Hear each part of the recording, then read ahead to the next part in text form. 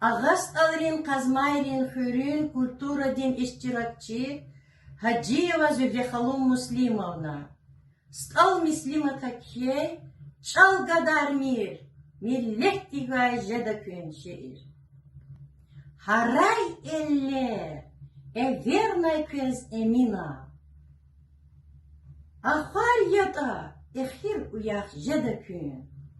Didedin çal ikrab kanat düna. Bu bad vatan, arhat eçiz jedakün. Sad lezgidal, pet urusta lahayla. Şad cemir kız, da, нет, lahayla. Didet çalan arha kız cir tahayla. Sthamasa gudayı kal pedakün. Hür gadar nakatayla şehirdiz.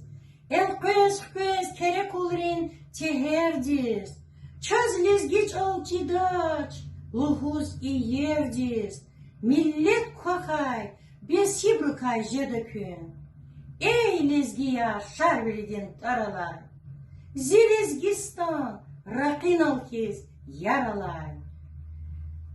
Çal gadar mir, viridalay karalay, her komünist hayif çugaz jedakün.